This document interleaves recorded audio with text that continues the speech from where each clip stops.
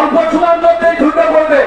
আমরা বসে যাই, মেহরবানি করে দয়া করে একটি সঙ্গীত পরিবেশন করবেন আল্লামা মামুনুল হক সাহেবকে নিয়ে আমাদের হাফেজ মাওলানা আবু নাসির সাহেব।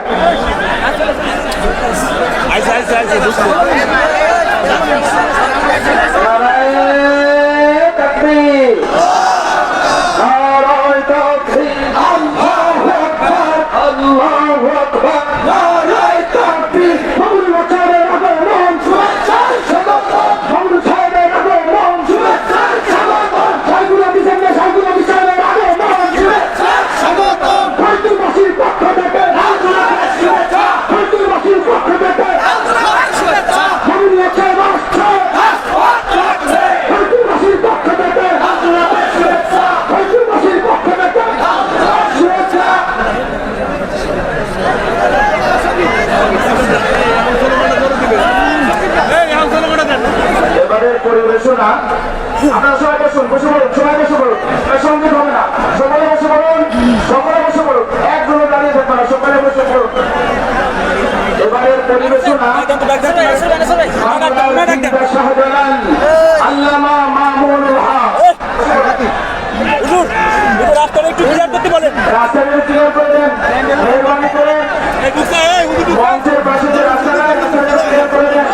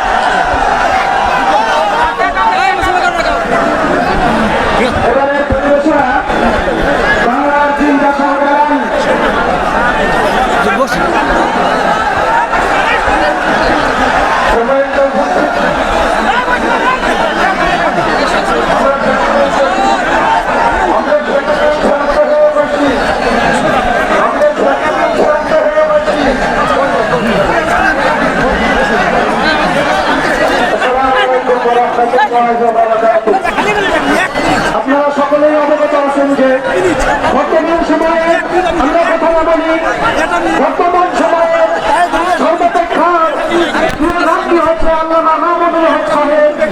হুজুরের ভালোবাসায় আপনারা সকলেই শিখবে, এই জন্য আমি হুজুরের ভালোবাসায় অনুপ্রাণিত হয়ে শিখতে হয়ে হুজুরের সম্পর্কে কয়েকটি লাইন রচনা করেছি, আপনাদেরকে পরিবেশন করে শোনাবো ইনশাআল্লাহ। সকলেই নিশ্চিত হয়ে ধৈর্য সহকারে শোনার চেষ্টা করুন।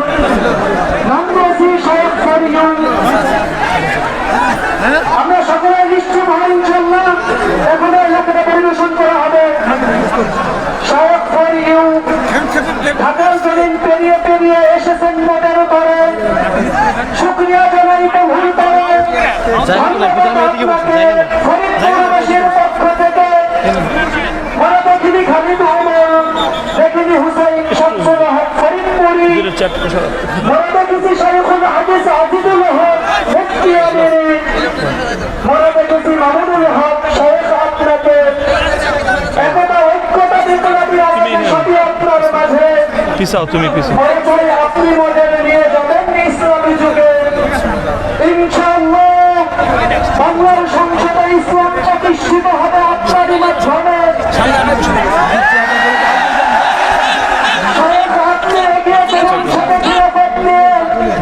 আমরা আছি আপনার সাথে সদর পরিবেশে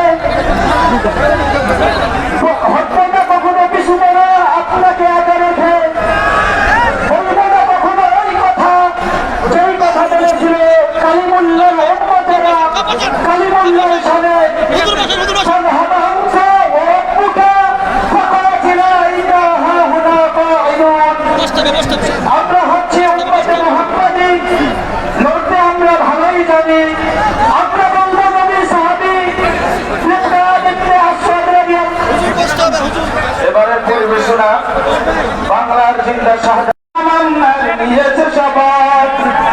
ঠিক না? রাজপথের সৈনিক সারাফত ভাই করতে হবে আপনার সব ক্যামেরাগুলো করতে হবে আপনার। রাজপথের সৈনিক লড়াকু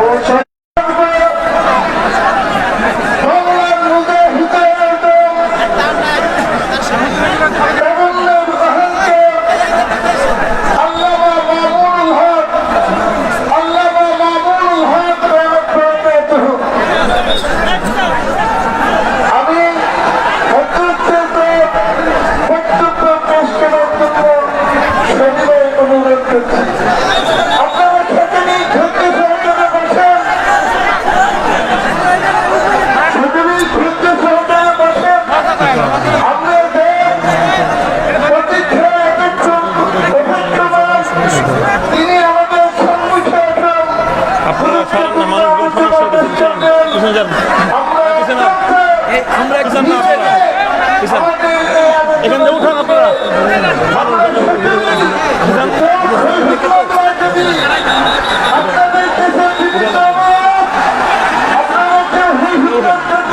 ভাই মাঠে মানুষ তো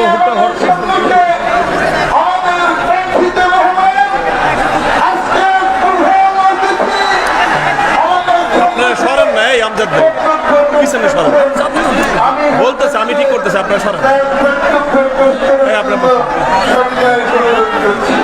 আপনারা শান্ত হন, একটু শান্ত হন, আমি সব ঠিক করতেছি।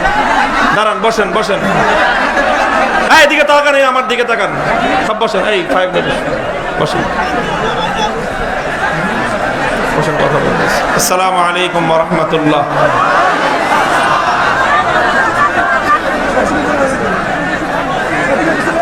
আপনাদের সমস্যা কি? ক্যামেরাগুলা?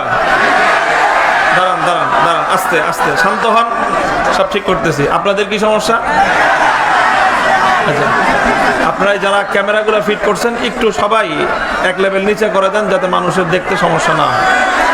আস্তে, শান্ত হন। আপনারা একটু নিচে করেন, নিচে করেন, একটু নিচে করেন,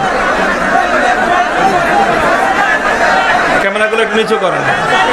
আপনারা মঞ্চে যারা আছেন পিছান, আপনারা পিছান। এখানে বাইরে থেকে যারা মানুষ মাঠে বসে আছে তাদেরকে দেখতে দেন।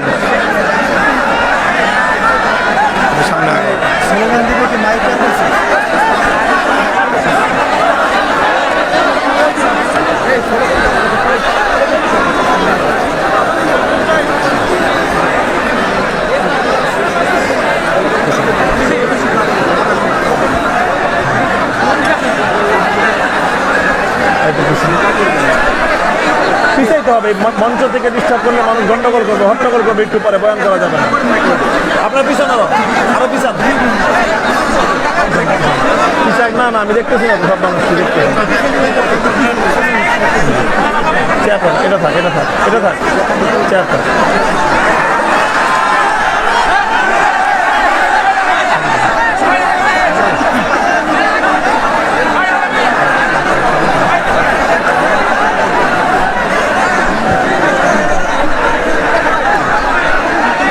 আপনারা সবাই একটু নীরব হন, কথা শুরু করি, তারপরে আবার আপনাদের কি সমস্যা সেটা আমি আলোচনা করবো ইনশাআল্লাহ। পুরা মজমা একেবারে নীরব, হ্যাঁ, কোনো সারা শব্দ হবে না ইনশাআল্লাহ। আলহামদুলিল্লাহ আলহামদুলিল্লাহ নাহমাদুহু ওয়া নাস্তাঈনুহু ওয়া নাস্তাগফিরুহু ওয়া নু'মিনু বিহি ওয়া নাতাওয়াক্কালু আলাইহি ونشهد أن لا إله إلا الله وحده لا شريك له ونشهد أن سيدنا ومولانا محمدا عبده ورسوله صلى الله تعالى عليه وعلى آله وأصحابه وبارك وسلم وبارك وسلم تسليما كثيرا أما بعد فأعوذ بالله من الشيطان الرجيم بسم الله الرحمن الرحيم هو الذي بعث في الأميين رسولا منهم يتلو عليهم آياته ويزكيهم ويعلمهم الكتاب والحكمة وإن كانوا من قبل لفي ضلال مبين وقال رسول الله صلى الله عليه وسلم العلماء ورثة الأنبياء وإن الأنبياء لم يورثوا دينارا ولا درهما إنما ورثوا العلم فمن أخذه أخذ بحظ وافر بارك الله لنا ولكم في القرآن العظيم ونفعنا وإياكم بالآيات والذكر الحكيم اللهم صل على محمد وعلى آل محمد كما صليت على إبراهيم وعلى آل إبراهيم إنك حميد مجيد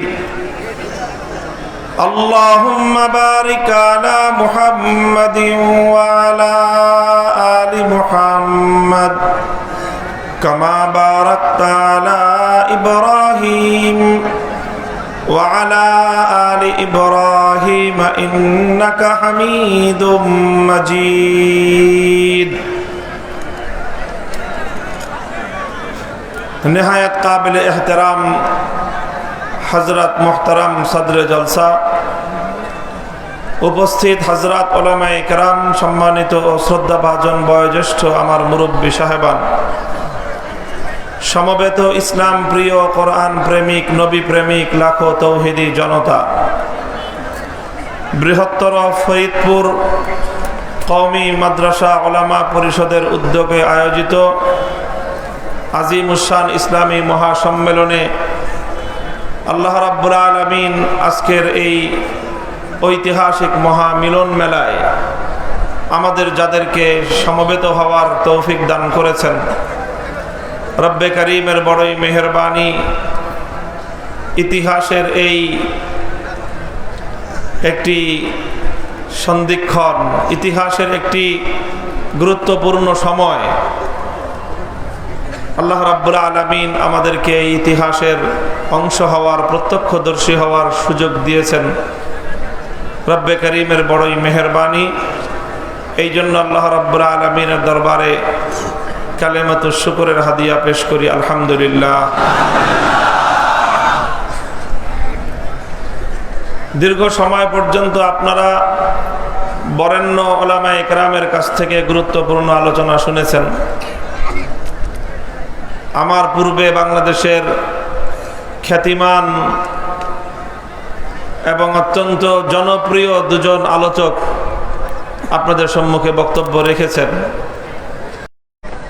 আমার পালা সর্বশেষ আলোচনার মঞ্চে দেশের বরেণ্য, বৃহত্তর এই ফরিদপুর অঞ্চলের বরেণ্য উলামায়ে কেরামগণ উপস্থিত আছেন। আজকের এই জলসায় সভাপতিত্ব করছেন, ছুটে আসছে। কথাগুলো আসলে আমার নয়,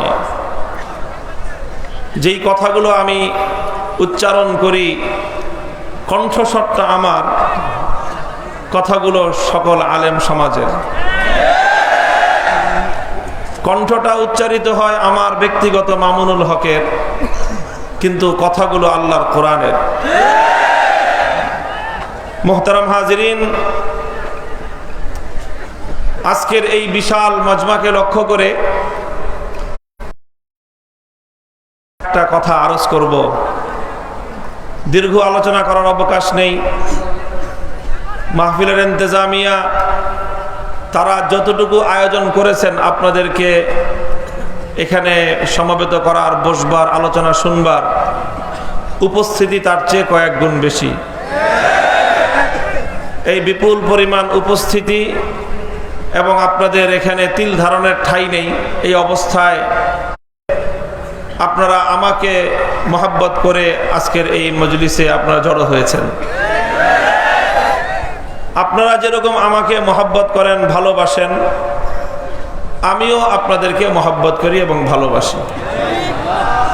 এবং আমি আশাবাদী যে আমাদের এই পারস্পরিক এই মহব্বত এবং আমাদের এই ভালোবাসা, এটা আমার জন্য এবং আপনাদের সকলের জন্য কিয়ামতের দিন নাজাতের জরিয়া হবে। এবং আমাদের এই সম্পর্কটা, এই যে আপনার সাথে আমার এবং আমার সাথে আপনার, এটা কোনো দুর্বল সম্পর্ক নয়, এটা অনেক গভীর সম্পর্ক। এই সম্পর্কটা অনেক দৃঢ় এবং মজবুত সম্পর্ক।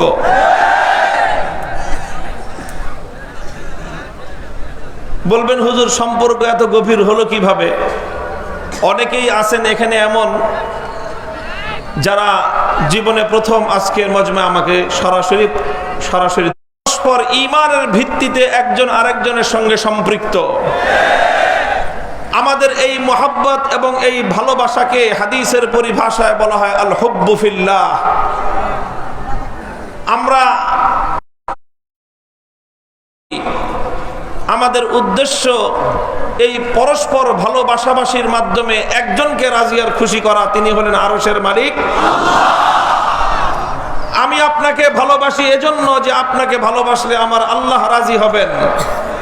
আপনারা আমাকে ভালোবাসেন এজন্য যে আমাকে ভালোবাসলে আল্লাহ রাজি হবেন। ততদিন আমি আপনাদেরকে ভালোবাসবো যতদিন আপনাদেরকে ভালোবাসলে আল্লাহ খুশি হবেন। এটা বিশ্বাস করি এবং আমি এটা অনুরোধ করি যে সেই দিন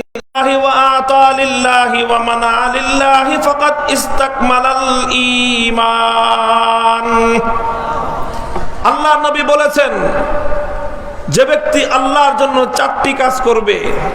কয় কাজ? শুধু আল্লাহর জন্য ভালোবাসলেন, এটার দ্বারা ঈমান পূর্ণ হবে না।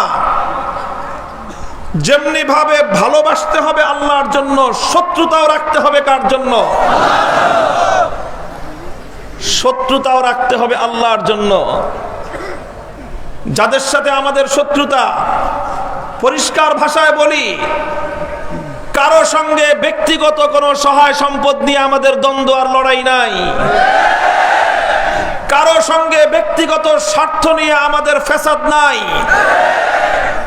ক্ষমতা নিয়ে কারো সঙ্গে আমাদের দ্বন্দ্ব আর লড়াই নাই। দুনিয়ার কোনো স্বার্থ নিয়ে কারো সঙ্গে আমাদের বিরোধ নাই। আমরা যদি কারো সঙ্গে বিরোধ করি, আল্লাহর জন্যই বিরোধ করি।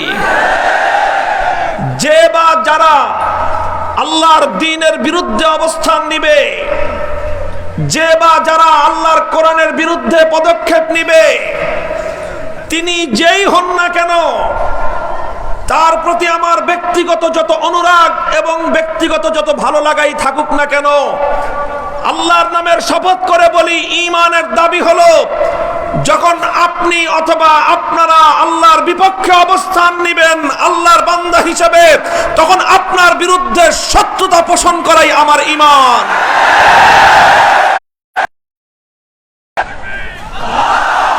মান আহাব্বা লিল্লাহি ওয়া আবগাদা লিল্লাহ, মুহাব্বত করবে আল্লাহর জন্য, ভালোবাসবে আল্লাহর জন্য, আবার শত্রুতা পোষণ করবে আল্লাহর জন্য, দুশ্মনী রাখবে আল্লাহর জন্য। উভয়টা যখন একত্রিত হয় তখনই মুহাব্বত এবং ভালোবাসা পূর্ণতা লাভ করে। শত্রুতা রাখতে হবে কার জন্য? আল্লাহর জন্য। দুটো গেল। 3 নম্বর হলো আতা লিল্লাহ, কাউকে কোনো কিছু দিবে তো আল্লাহকে রাজি আর খুশি করবার জন্য দিবে।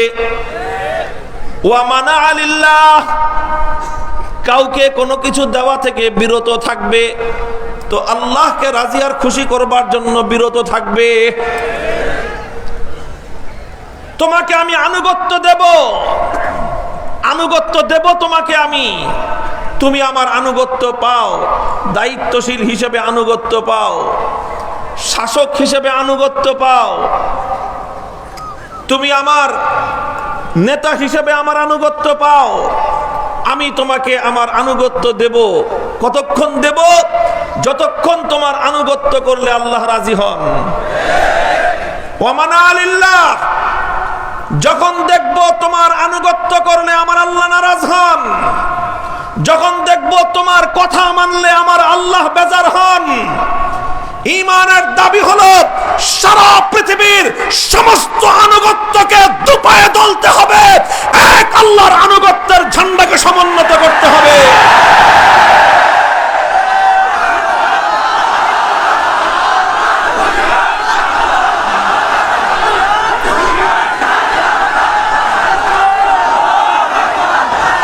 মুহতারাম হাজিরিন,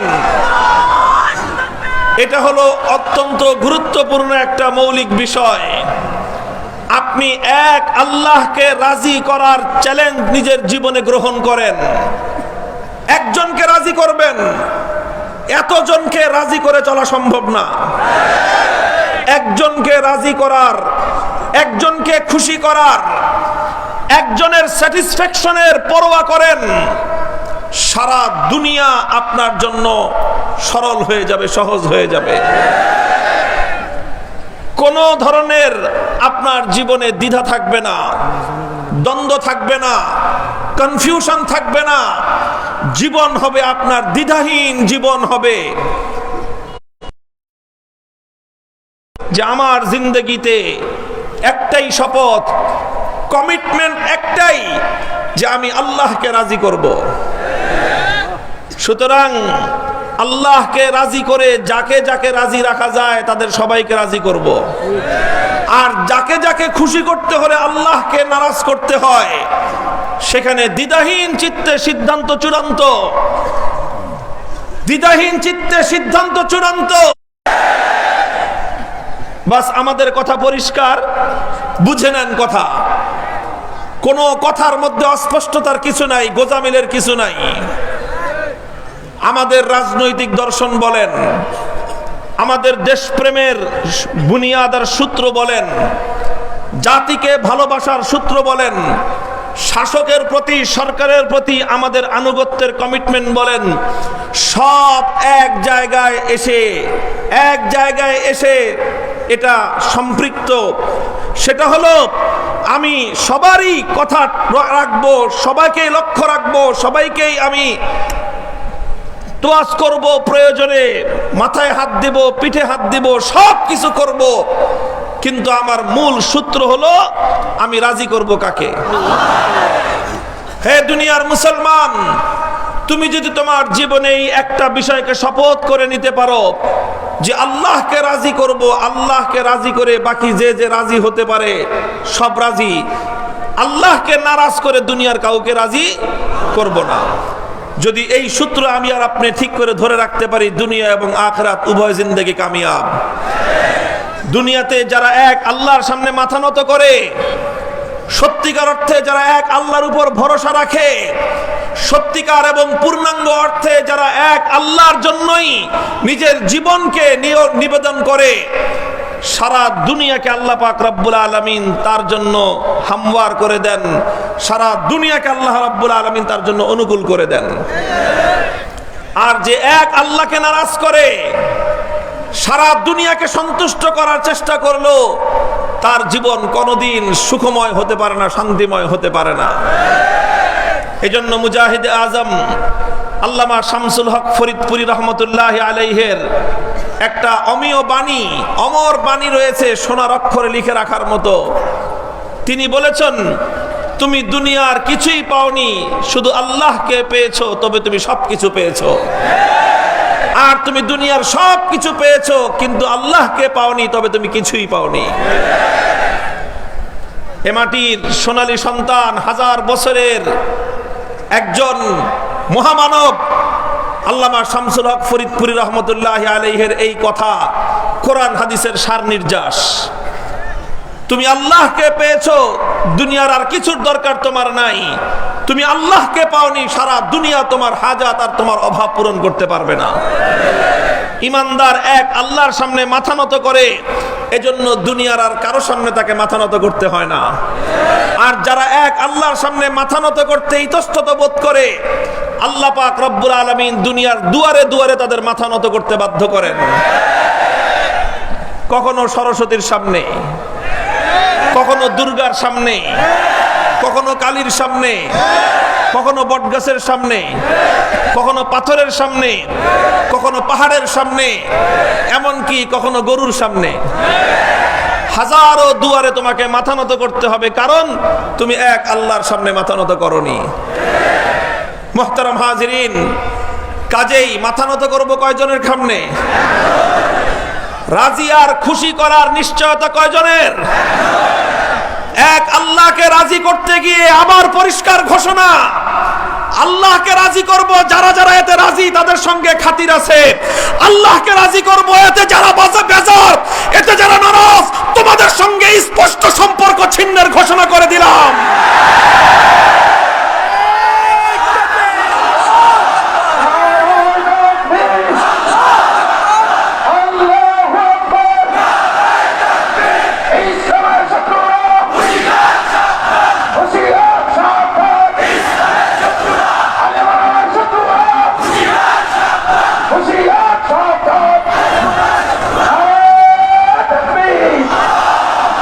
মুহতারাম হাজিরিন, আমার 2 নম্বর কথা, কোরআনে পাক থেকে যে আয়াত আমি আপনাদের সম্মুখে তেলাওয়াত করেছি, আল্লাহ পাক রব্বুল আলামিন তার নবী আলাইহিস সালাতু ওয়াস সালামকে দুনিয়াতে প্রেরণ করেছেন অনেকগুলো দায়িত্ব দিয়ে, এবং এই দায়িত্বগুলোর সমষ্টির নামই হলো ইসলাম। আল্লাহর নবীকে আল্লাহ পাক অনেকগুলো দায়িত্ব দিয়ে প্রেরণ করেছেন। নবীজি 63 বছরের নবুয়তের জিন্দেগিতে দায়িত্বগুলো পরিপালন করেছেন, এবং আল্লাহর নবীর এই দায়িত্বগুলোর সমষ্টির নামই হলো ইসলাম। কোরআনে পাকের মধ্যে একাধিক জায়গায় আল্লাহ পাক রব্বুল আলামিন এ কথা ইরশাদ করেছেন। আল্লাহ রব্বুল আলামিন ইসবাস ফীহিম রাসূলাম মিন আনফুসিহিম ইয়াতলু আলাইহিম আয়াতিহি ওয়া ইউযাক্কিহিম ওয়া ইউআল্লিমুহুমুল কিতাবা ওয়াল হিকমাহ ওয়া ইন কানু মিন ক্বাবলু লাফী দালালিম মুবিন। রাসূল আকরাম সাল্লাল্লাহু আলাইহি ওয়াসাল্লামের জিন্দেগীর মূল কর্মসূচি কি ছিল, এই ব্যাপারে কোরআনে পাকের অনেকগুলো আয়াত রয়েছে। সমস্ত আয়াতগুলোকে যদি একত্রিত করা হয় তাহলে নবীজির অনেকগুলো জিম্মাদারি আর দায়িত্বের কথা খুঁজে পাওয়া যায়। আল্লাহর নবীর সেই দায়িত্বগুলোকে আমি আমার ব্যক্তিগত মুতালা, আমার ব্যক্তিগত অ্যানালাইসিস এবং গবেষণা অনুযায়ী আমি মৌলিকভাবে নবীর দায়িত্ব 3টি বলে সাব্যস্ত করেছি। এই 3টি দায়িত্বের মধ্যে আরো অনেক দায়িত্ব অন্তর্নিহিত রয়েছে। নবীজির একটা দায়িত্ব ছিল বুনিয়াদি এবং সবচেয়ে মৌলিক দায়িত্ব ছিল আল্লাহর বান্দাদেরকে, উম্মতকে আল্লাহর দ্বীন শিক্ষা দেওয়া, তালিমে দ্বীন, দ্বীনের তালিম এবং দ্বীন শিক্ষা দেওয়া। এটা ছিল নবী করিম সাল্লাল্লাহু আলাইহি ওয়াসাল্লামের একটা মৌলিক জিম্মাদারি। নবীজি উম্মতকে 2 রকম তালিম দিয়েছেন। একটা তালিম দিয়েছেন, একটা শিক্ষা দিয়েছেন মানুষের বাহ্যিক আচার আচরণ, কাজ কর্ম কেমন হবে সেই বিষয়ক শিক্ষা। আর মানুষের ভিতরটা, অন্তরাত্মাটা কিভাবে পরিশুদ্ধ হবে, কিভাবে মানুষের আত্মার পরিশুদ্ধি ঘটবে তাজকিয়ে নফসের মাধ্যমে, ইসলাহে নফসের মাধ্যমে, কিভাবে মানুষের ভিতরটা পরিশুদ্ধ হবে, সেটা ছিল আরেকটা শিক্ষা। এই উভয়বিধ শিক্ষার মাধ্যমে আল্লাহর নবীর তালিম এবং নবীর শিক্ষা পূর্ণতা লাভ করেছে।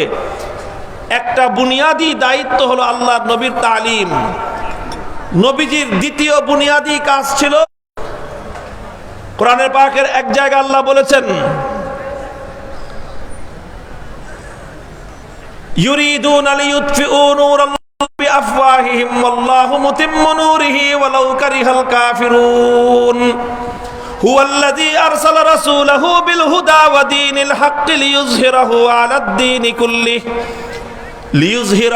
الدين كله ولو كره المشركون আল্লাহর নবীকে আল্লাহ পাক আরেকটা মৌলিক দায়িত্ব দিয়ে পাঠিয়েছেন, সেটা হলো যে হে নবী, আপনি আমার ধর্ম ইসলামকে গালেব করা, এটাও রাসূল সাল্লাল্লাহু আলাইহি ওয়াসাল্লামের আরেকটি মৌলিক কাজ। মুহতারাম হাজিরিন, সুতরাং ইসলাম এবং আল্লাহর নবীর জিন্দেগি খুঁজে মৌলিক তিনটি কাজ পাওয়া গেল। একটা হলো দ্বীনের শিক্ষা, আরেকটা হলো দ্বীনের দাওয়াত, আরেকটা হলো দ্বীনকে বিজয়ী করা। এই তিন কাজ আল্লাহর নবী তার নবুয়তের 23 বছর জিন্দেগি করেছেন।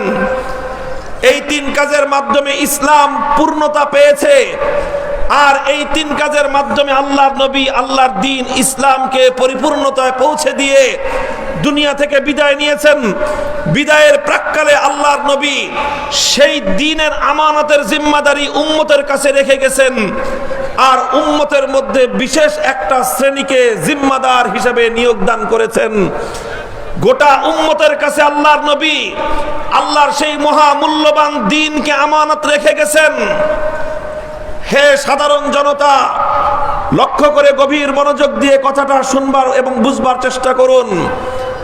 আল্লাহর নবী দ্বীনের তালিম, ইসলামের দাওয়াত এবং ইসলামকে বিজয়ী করবার মেহনত, এই তিন কাজের মাধ্যমে ইসলামকে পরিপূর্ণ করেছেন। যখন ইসলাম এই তিন কাজের মাধ্যমে পরিপূর্ণতা পেয়েছে, আল্লাহ পাক রব্বুল আলামিন সূরাতুল মায়েদার 6 নম্বর আয়াত নাজিল করে ঘোষণা দিয়েছেন, আল ইয়াউমা আকমালতু লাকুম দীনাকুম ওয়া আতমামতু আলাইকুম নি'মাতি। আমি আমার ইসলামকে পরিপূর্ণ করে দিলাম। আমি ইসলামকে কমপ্লিট কোড অফ লাইফ হিসেবে আমি মনোনীত করলাম। এবং আল্লাহ পাক এটাও ঘোষণা দিলেন, ওয়া মান ইয়াবতাগি গায়রাল ইসলামি দীনান ফালান ইউকবালা মিনহু। ইসলাম পরিপূর্ণ হয়ে গেল, সুতরাং এই ইসলাম বাদে অন্য কোন মতবাদ, অন্য কোন আদর্শ আল্লাহ রাব্বুল আলামিনের নিকট কোনোদিনও গ্রহণযোগ্য হবে না। ইসলামকে পরিপূর্ণ করলেন আল্লাহ পাক আল্লাহর নবীর মাধ্যমে। পরিপূর্ণ করে আল্লাহর নবী যখন তার দায়িত্ব সমাপ্ত করলেন, ইসলামকে পূর্ণরূপে আল্লাহর জমিনে বাস্তবায়ন করলেন, আল্লাহর নবীর দুনিয়া থেকে আমানতের নাম হলো সেই ইসলাম, আমানতের নাম হলো এই দ্বীন। যেই দ্বীনের তালিম দিতে গিয়ে আল্লাহর নবীকে রাতের অন্ধকারে সেই দারে আরকাম ইবনে আবিল আরকামে গোপনে জীবনের ঝুঁকি নিয়ে সাহাবায়ে কেরামকে দ্বীন শিক্ষা দিতে হয়েছে।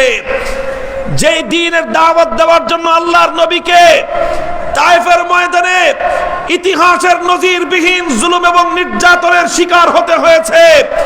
মাথা থেকে পা পর্যন্ত সর্বাঙ্গ শরীর রক্ত ঝরেছে। যেই দ্বীনকে বিজয়ী করতে গিয়ে আল্লাহর নবীকে সশরীরে 27টি জিহাদে অংশগ্রহণ করতে হয়েছে। আরো 70টি যুদ্ধ আল্লাহর নবী সাহাবায়ে কেরামের মাধ্যমে পরিচালনা করতে হয়েছে। 9 বছরের মাদানী জিন্দেগিতে 100টি জিহাদ পরিচালনার মাধ্যমে 12.5 লক্ষ বর্গ মাইল জুড়ে আল্লাহর দ্বীন এবং দ্বীনের খেলাফত প্রতিষ্ঠার মাধ্যমে ইসলামের একটি পূর্ণাঙ্গ রূপ আল্লাহর নবী দুনিয়াবাসীর সামনে রেখে গেছেন। এইভাবে ইসলামকে পূর্ণ করে ইসলামের তালিমের মেহনত, ইসলামের দাওয়াতের মেহনত আর ইসলামকে বিজয়ী করবার এই মেহনত উম্মতের কাছে আমানত রেখে আল্লাহর নবী শান্তির ঘুম ঘুমিয়েছেন।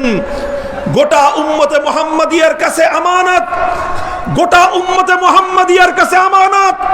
হে উম্মতে মুহাম্মাদিয়া, তোমরা যারা আশায় বুক বেঁধে আছো কিয়ামতের কঠিন ময়দানে হাসরের মাঠে আল্লাহর নবীর সামনে গিয়ে হাজির হবে, পিপাসায় ছাতি ফেটে যেতে থাকবে, তৃষ্ণায় হাহাকার উঠবে, গোটা হাসরের মাঠ জুড়ে মানুষ আর্তচিৎকার করতে থাকবে, পানির তৃষ্ণায় মানুষের প্রাণ ওষ্ঠাগত থাকবে। ওই সময় গোটা হাসরের মাঠ জুড়ে হাউজে কাউসার ছাড়া ভিন্ন কোনো পানির ব্যবস্থা থাকবে না। আর ওই হাউজে কাউসারের মালিকানা, ওই হাউজে কাউসারের সত্ত্বাধিকার কোন পয়গম্বরের কাছে থাকবে না, কোন ফেরেশতার কাছে থাকবে না, কোন মাখলুকের কাছে থাকবে না। একমাত্র আল্লাহর পয়গম্বর মুহাম্মদ আরবি সাল্লাল্লাহু আলাইহি ওয়াসাল্লাম, তিনি হবেন হাউজে কাউসারের একচ্ছত্র নিয়ন্ত্রক এবং একমাত্র মালিক।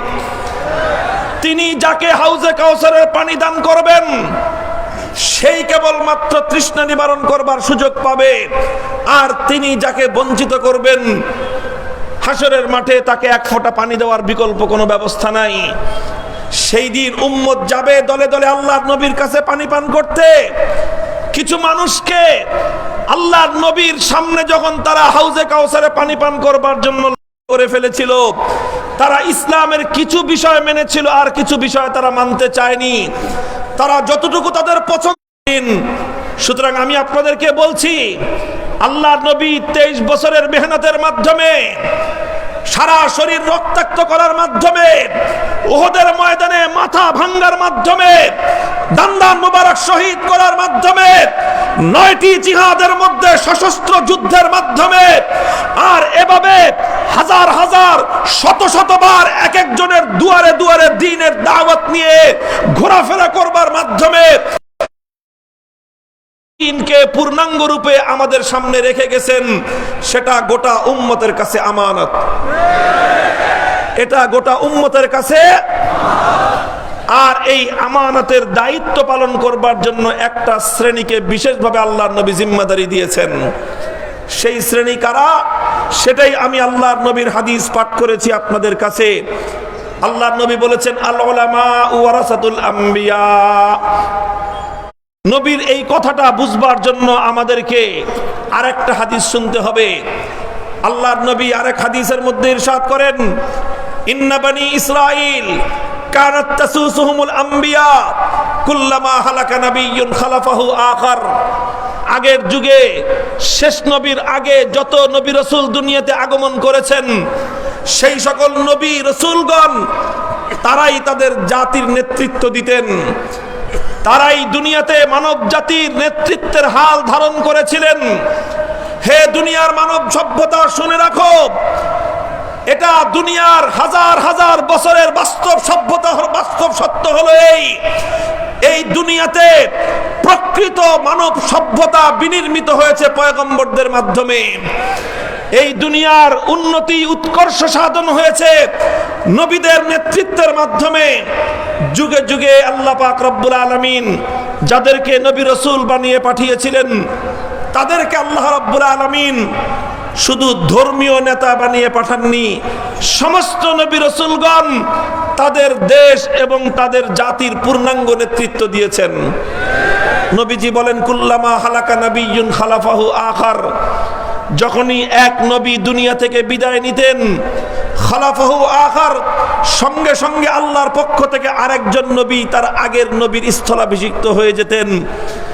একজন নবী হাল ধরে থাকতেন, সে নবীর ইন্তেকালের পরপরই আল্লাহর পক্ষ থেকে আরেকজন নবী এসে জাতির হাল ধরতেন। একজন নবী হাল ধরে আছেন, সে নবীর মৃত্যুর সাথে সাথে আরেকজন নবী এসে জাতির হাল ধরতেন।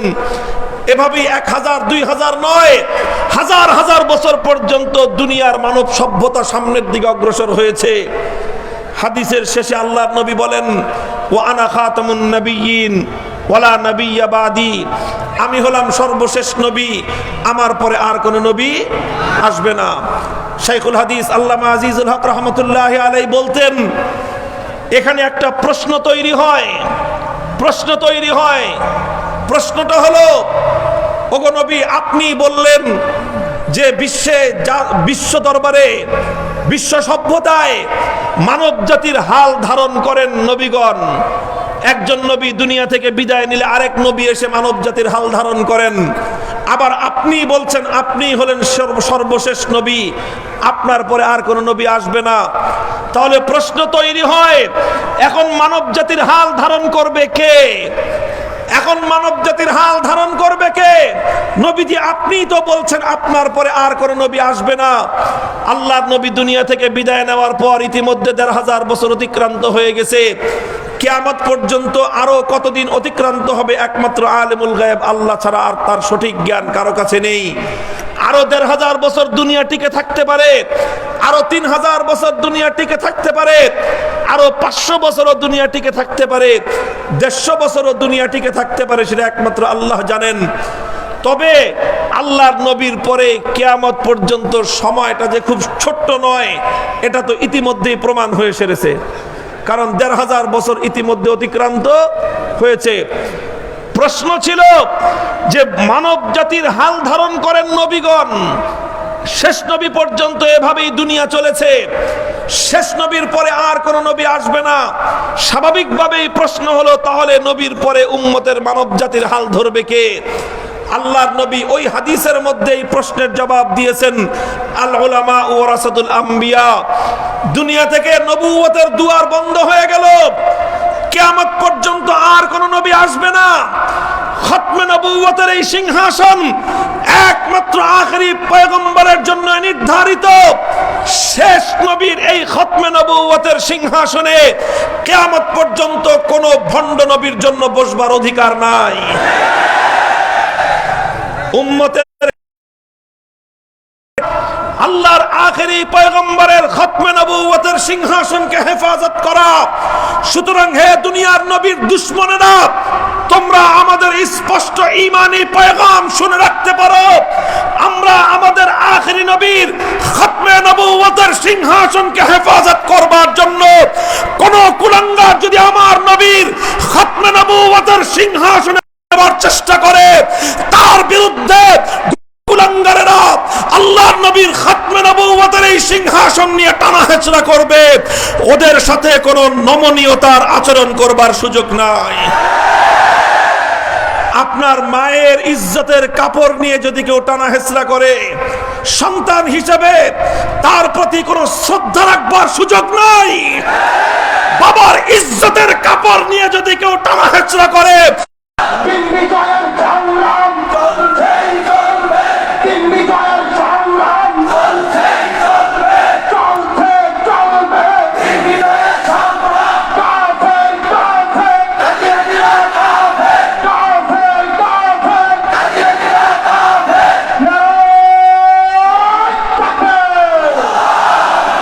মুহতারাম হাজিরিন, আমার এটাই হলো আখেরি পয়গাম, যেই কথার কারণে সারা দেশে আজ এইরকম একটা উদ্বেগজনক অবস্থা তৈরি হয়েছে।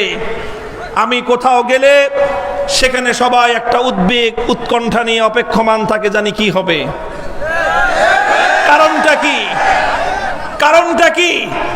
আমি আজ শাইখুল হাদিস আল্লামা আজিজুল হক রহমতুল্লাহ আলাইহির কাছ থেকে উত্তরাধিকার সূত্রে এলমে দ্বীন এবং দ্বীন ইসলামের দায়িত্বশীলতার এই সবক গ্রহণ করার পর থেকে, আজ থেকে 25 বছর আগে হযরতের কাছ থেকে মাথায় পাগড়ি পরিধান করে দায়িত্ব গ্রহণ করেছি। বিগত 25 বছরে আমাদের এমন কোন রেকর্ড নেই যেখানে আমরা দায়িত্ব জ্ঞানহীন কোনো কাজ করেছি।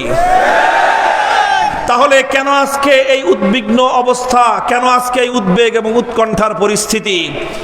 কারণ আমি এই অপ্রিয় সত্য কথাটি দ্বিধাহীন চিত্তে উচ্চারণ করছি। সেটাই কথা আল্লাহর নবী গোটা উম্মতের কাছে আমানত রেখে গেছেন, আর সেই আমানতের জিম্মাদারি উলামায়ে কেরামের কাঁধে অর্পণ করে গেছেন। সুতরাং হে সাধারণ জনগণ, আপনাদের জন্য একটা কথা, আর হে উলামায়ে কেরাম আপনাদের জন্য আরেকটা কথা। সাধারণ জনতার জন্য কথা হলো এই, আপনারা এটা মনে করবেন না যে আল্লাহর নবী যে দায়িত্বের বোঝা আমাদের আলেমদের কাঁধে চাপিয়ে দিয়ে গেছেন, সেটা আমাদের জন্য খুব একটা আনন্দ আর ফুর্তির একটা বিষয় না। সেটা আনন্দ আর ফুর্তির কোনো বিষয় নয়, সেটা দায়িত্বের এক বড় বোঝা। এটা এমন এক বোঝা, যদি আমরা সেই দায়িত্ব পালনে বিন্দুমাত্র ত্রুটি করি, আমরা যদি সে দায়িত্ব পালনে ব্যর্থ হই, কিয়ামতের দিন আপনারা সাধারণ মানুষ খুব সহজে আল্লাহর কাছ থেকে হিসাব দিয়ে পার হয়ে যাবেন, কিন্তু একজন আলেম এত সহজে হিসাব দিয়ে পার হতে পারবে না।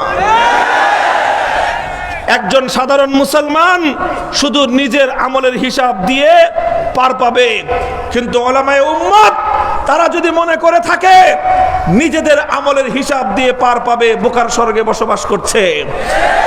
আলেমরা শুধু নিজেদের আমলের হিসাব দিয়ে পার পাবে না, গোটা উম্মতের আমলের হিসাব দিতে হবে। একজন মসজিদের মুসল্লি নিজের আমলের হিসাব দিয়ে পার, 500 জন মুসল্লি যার যার হিসাব শেষে দিয়ে দিয়ে পার হয়ে যাবে। ইমাম সাহেব, ইমামতিটা যেমন গৌরবের, ইমামতের দায়িত্ব যেমন মর্যাদার, ইমামতের দায়িত্ব পালন করলে যেরকম 500 জন মুসল্লি আপনাকে সালাম দেয়, মনে রাখবেন আপনার হিসাব কিতাবটাও বড় কঠিন। 500 জন মুসল্লি প্রত্যেকে যার যার আমলের হিসাব দিয়ে পার পাবে।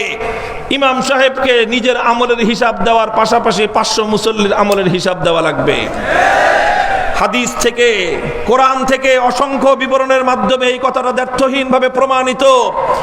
সুতরাং ওলামায়ে কেরামের কাছে আল্লাহর পয়গম্বর যেই জিম্মাদারি দিয়ে গেছেন, হে সাধারণ মুসলিম জনতা, তোমরা আলেমদেরকে আল্লাহর ওয়াস্তে সে দায়িত্ব পালনে সহযোগিতা করো।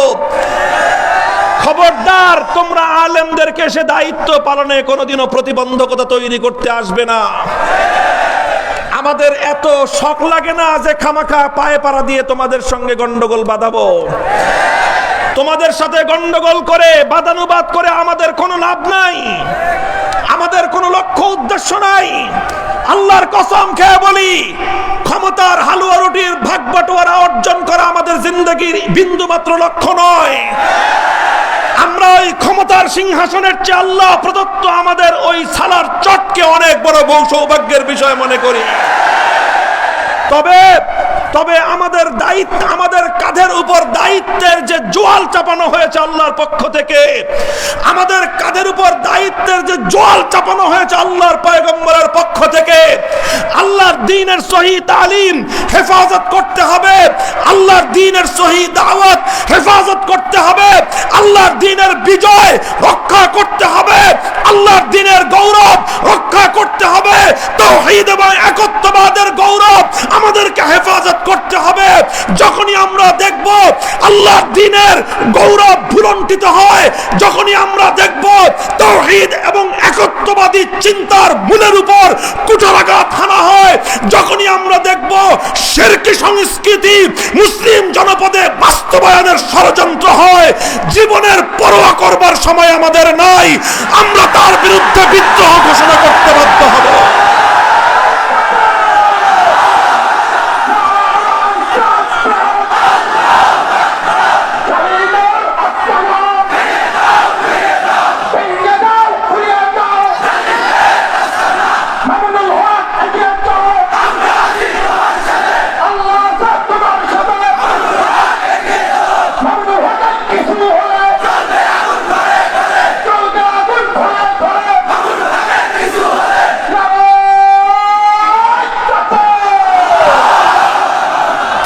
সাধারণ মুসলমানদের কাছে অনুরোধ, প্রশাসনের লোকদের কাছে অনুরোধ, শাসক বর্গের কাছে আমাদের অনুরোধ, নট অনলি শাসক অফ বাংলাদেশ,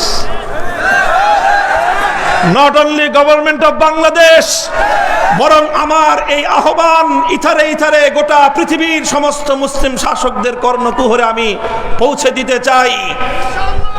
শামসুল হক ফরিদপুরি রহমতুল্লাহ আলাইহির আরেকটা কথা আমি এখানে উদ্ধৃত করতে চাই। যখন সেই স্বৈরাচারী জালিম শাহী এক নায়ক আইয়ুব খান ফিল্ড মার্শাল ল দিয়ে সামরিক শাসন জারি করে কোরআন বিরোধী ফ্যামিলি প্ল্যানিং ল পাশ করেছিল, আমরা দেখিনি, তবে আমাদের পূর্বপুরুষদের কাছ থেকে তা শুনেছি। আমি শাইখুল হাদিস আল্লামা আজিজুল হক রহমতুল্লাহ আলাই আমার বাবার কাছ থেকে এই ঘটনা অসংখ্যবার শুনেছি। যখন এই ফ্যামিলি প্ল্যানিং ল পাস হলো, আল্লামা ফরিদপুরি রহমতুল্লাহ আলাই এ জাতির আলেম ওলামাদের সিংহ পুরুষ, তার নাম ছিল সদর। সদর সাহেব, সদর মানি হলো তিনি কায়েদ, সদর মানি তিনি নেতা, সদর মানি তিনি সভাপতি। গোটা এই তখন পূর্ব পাকিস্তান এই অঞ্চলের সমস্ত আলেমদের তিনি প্রধান নেতা। তিনি আইয়ুব শাহীর কোরআন বিরোধী ফ্যামিলি প্ল্যানিং লর বিরুদ্ধে গর্জন দিলেন, সামরিক শাসনকে তুড়ি মেরে উপেক্ষা করলেন, বললেন আমরা এই আইন মানি না এবং কোরআন বিরোধী এই আইন আমাদের সামর্থ্য অর্জন হওয়ার প্রথম মুহূর্তে আমরা ভেঙ্গে গুড়িয়ে দিব।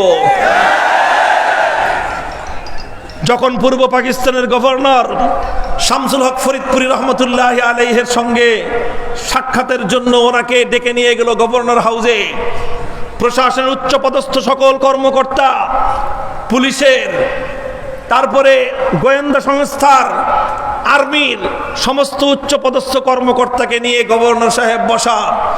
আল্লামা ফরিদপুরি রহমতুল্লাহ আলাইহি মাথা উঁচু করে সিংহের মতো তিনি বীর দর্পে সেখানে প্রবেশ করলেন। গভর্নর বললেন বিনীতভাবে হযরত বসেন, বসলেন। বসার পরে এবার সকল উচ্চপদস্থ কর্মকর্তাদেরকে সামনে নিয়ে শামসুল হক ফরিদপুরি রহমতুল্লাহ আলাইহির কাছে গভর্নর বলতেছেন যে হুজুর বুঝেন তো, আমরা সরকারের চাকরি করি, আমরা সরকারের চাকরি করি, সুতরাং সরকার আইন পাশ করছে, এই আইন এখন মার্শাল ল চলতেছে, এটার বিরুদ্ধে যদি কেউ প্রতিবাদ করে, কোনো বিক্ষোভ করে, কোনো আন্দোলন করে, তাহলে আমরা তার বিরুদ্ধে অ্যাকশন নিতে বাধ্য, কারণ আমরা সরকারের চাকরি করি। মুহতারাম হাজিরিন, আল্লাহর কসম খেয়ে বলি, শাইখুল হাদিস রহমতুল্লাহ আলাইহির কাছ থেকে যতটুকু শুনেছি আর দেখেছি তার ভাব বলতে, এই কথা বলার সঙ্গে সঙ্গে শামসুল হক ফরিদপুরি রহমতুল্লাহ আলাইহি সিংহের মতো গর্জন দিয়ে উঠলেন। প্রশাসনের সমস্ত কর্মকর্তাদেরকে সামনে নিয়ে বললেন যে গভর্নর সাহেব খুব সুন্দর একটা কথা বলেছেন, খুব সুন্দর একটা কথা বলেছেন, যুক্তিসম্মত একটা কথা বলেছেন। আপনারা এক সরকারের চাকরি করেন, সেই সরকারের আইন আর তার মর্যাদা রক্ষা করা আপনাদের দায়িত্ব, আর সেই দায়িত্ব পালন করতে আপনারা যা করার তাই করবেন।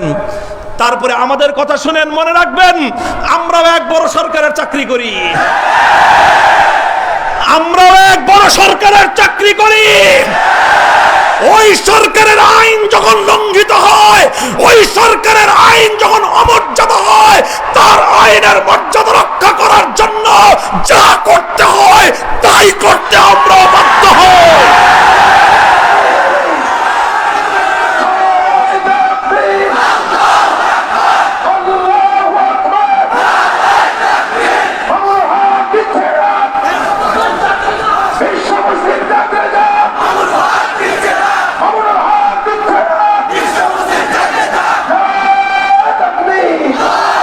মুহতারাম হাজিরিন, এটাই হলো একটা সমস্যার জায়গা।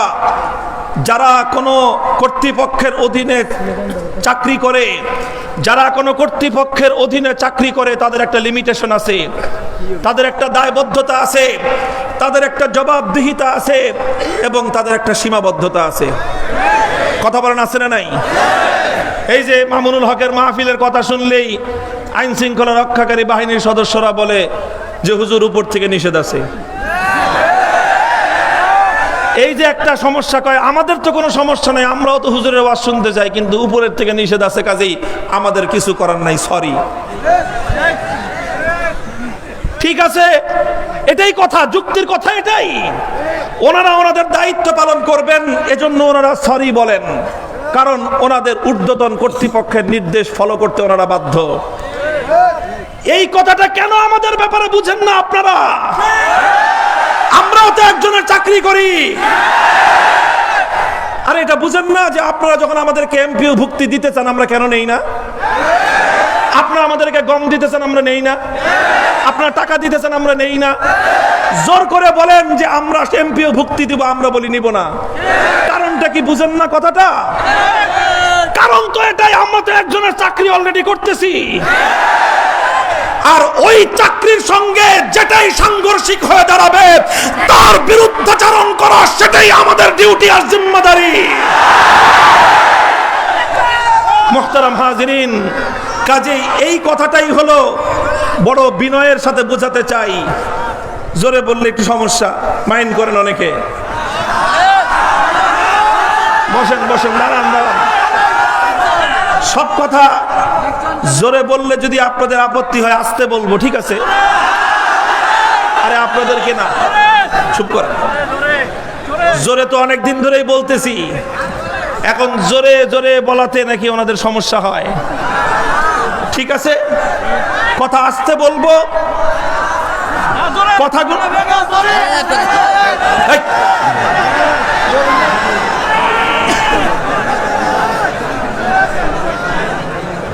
কথা যদি জোরে শুনতে আপত্তি হয়, বুঝায়া বলার মতো ভাষাও জানি আমরা, আস্তে বলার মতো ভাষাও জানি। তবে যুক্তির দাবি হলো এই, যেই কথা যেই ফোর্সে বলতে হয় সেভাবে বলাটাই সভ্যতার দাবি। অনেকে ওয়াজ শোনায় যে হুজুর সাল্লাল্লাহু আলাইহি ওয়াসাল্লাম কি আপনার মতো এরকম চিৎকার করে ওয়াজ করতেন? আমি বলি যে হুজুর সাল্লাল্লাহু আলাইহি ওয়াসাল্লাম কিভাবে ওয়াজ করতেন সেটা তোমার কাছ থেকে শিখতে হবে আমার। শাইখুল হাদিস রহমতুল্লাহি আলাইহি আমাকে শিখিয়ে দিয়ে যান নাই। 25 বছর ধরে বুখারী শরীফ পড়াই, তাও শিখতে পারি নাই। এখন তোমার কাছ থেকে আমার শিখতে হবে আল্লাহর নবী কোন কথা কিভাবে বলতেন। নবীর হাদিস খুলেন, আল্লাহর নবীর সিরাত পড়েন। নবীজির কোন কোন ওয়াজ, কোন কোন কথা এমন হতো জারাফাত মিনহাল উয়ুন ওয়া ওয়াজিলাত মিনহাল কুলুব, চোখ দিয়ে অঝর ধারায় অশ্রু ঝরতো, দিলগুলো নরম হয়ে যেত, বুকটা বিদীর্ণ হয়ে ফেটে ফেটে যেত। আল্লাহর নবীর অনেক কথা এমন হৃদয়গ্রাহী হতো, এমন মর্মস্পর্শী হতো, এতটা কান্না জড়া কণ্ঠে আল্লাহর নবী কথা বলতেন। এটা যেমন আল্লাহর নবীর ওয়াজ এবং বয়ানের একটা ধরন ছিল, আবার আল্লাহর নবীর বয়ানের আরেকটা ধরনও ছিল। সেই ধরনটা কি সেটাও খুলেন, শামাইলে তিরমিজি অন্যান্য হাদিসের কিতাবগুলো খুলেন। আল্লাহর নবী যখন বয়ান করতেন, যখন জাতিকে সতর্কতার বার্তা শোনাতেন, ইস্তাদ্দা গাযাবুহু ওয়া আলা সাওতুহু, ইস্তাদ্দা গাযাবুহু, আমার নবীর চেহারার মধ্যে কোনো হাসির ভাব থাকতো না। নবীর চেহারাটা রাগান্বিত হয়ে উঠত, নবীর আওয়াজ বুলন্দ হয়ে যেত, গলার ভলিউম বেড়ে যেত।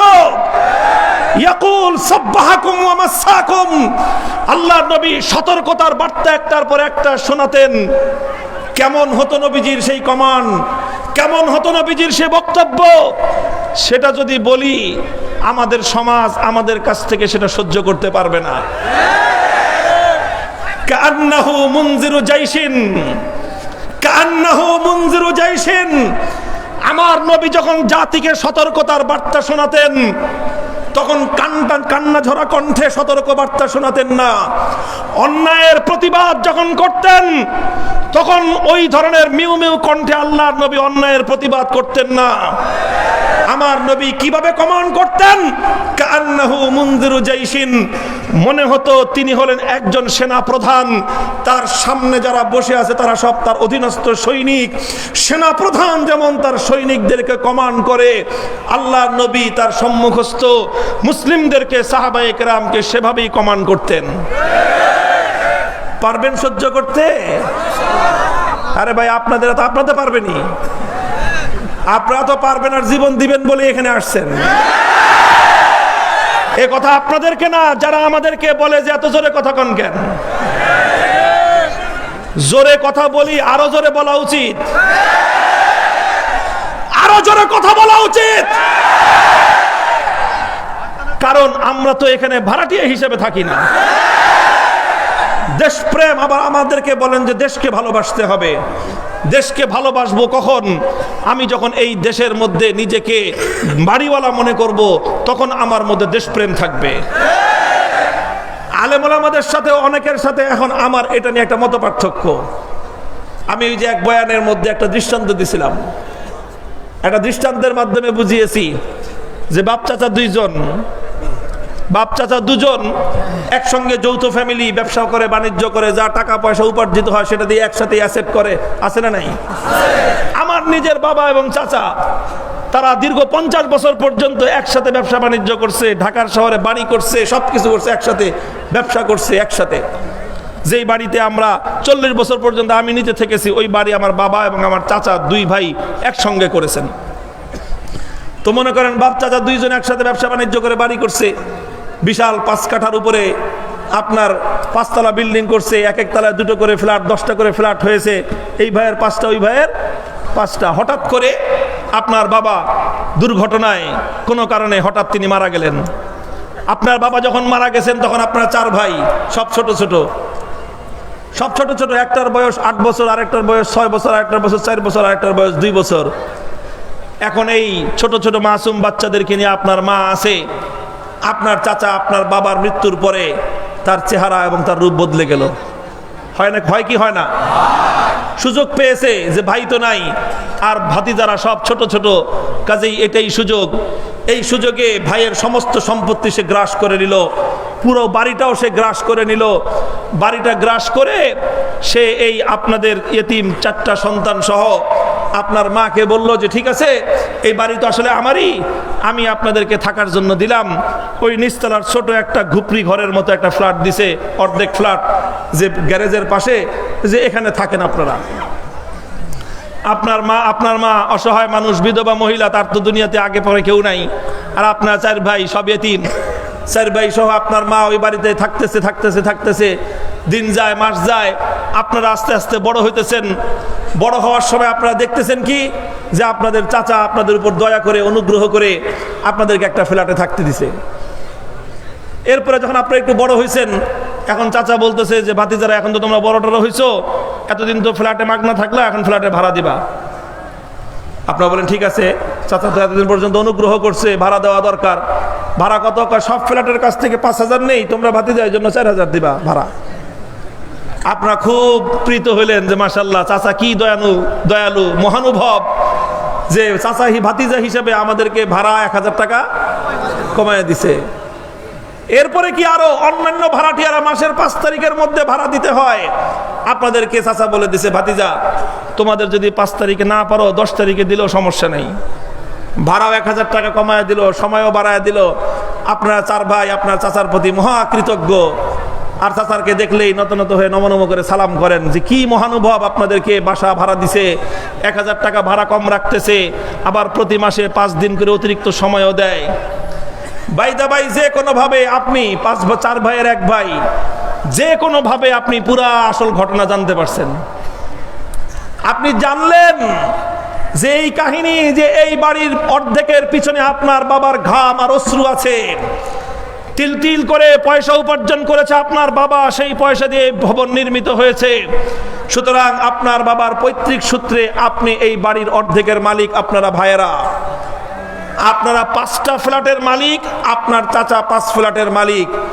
অথচ আপনি এখন ওই বাড়িতে 5 ফ্ল্যাটের মালিক হয়ে 1 ফ্ল্যাটে ভাড়াটিয়া হিসেবে থাকতেছেন। আচ্ছা বলেন, এই কথা যখন আপনি জানবেন এবং প্রামাণ্য সূত্রে জানবেন এবং অফিসে গিয়ে দলিল দস্তাবেজ সব দেখে আসছেন যে হ্যাঁ, দলিল দস্তাবেজ, পর্চা, দলিল সব এরকমই আছে, এই কথা জানবার পর আপনার চাচার সাথে আপনার আচরণটা কিরকম হবে? এখন যে জানছে যে এই ভাই, ওই ভাই তো আর চাচারে এখন আর সালাম দিতে চায় না। ও চাচারে দেখলে খালি চোখ কটমট করে। বাকি 3 ভাই বিরক্ত হয় যে তুই এরকম করস কি জন্য চাচার সাথে? চাচায় তো আমাদেরকে অনুগ্রহ করে থাকতে দিতেছে, তুই যদি এরকম দুর্ব্যবহার করস তাহলে চাচা তো আমাদের ঘাট ধাক্কা দিয়ে যে কোনো বের করে দিবে। বাকি 3 ভাই কয়, আরে চাচা আমাদের কাছ থেকে 1,000 টাকা কম রাখতেছে, কত বড় দয়া করতেছে। চাচা আমাদের কাছ থেকে 5 তারিখের জায়গায় 10 তারিখে ভাড়া দিলেও কিছু বলে না, এত দয়া করতেছে, এত ভালো ব্যবহার করতেছে। আর তুই এই চাচার সাথে এরকম চিৎকার করস, চেঁচামেচি করস, তোর কারণে আমরাও বিপদে পড়বো। এখন হুজুররা মামুনুল হকের কারণে বিপদে পড়বেন আপনারা।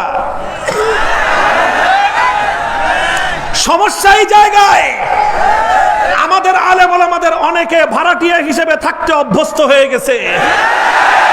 কিন্তু আমি বিশ্বাস করি এদেশের 100-200 বছরের স্বাধীনতার ইতিহাসে রক্ত যদি কেউ দিয়ে থাকে, আমার দাদার রক্ত ঝরেছে স্বাধীনতার জন্য রক্ত দিয়ে থাকলে আমার পূর্বপুরুষরা রক্ত দিয়েছে।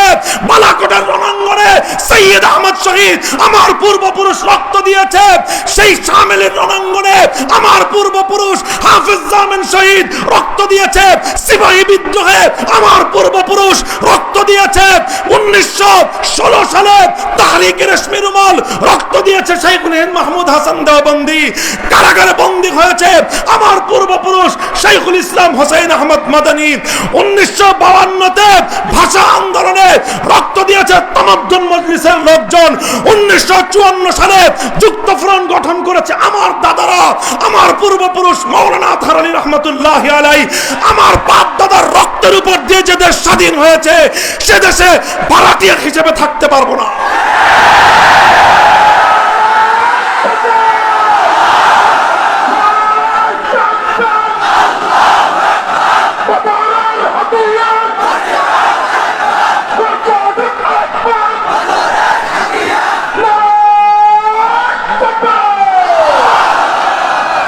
অনেকের কাছে, আলেম ওলামাদের কাছে এই সুরটা পছন্দ হয় না।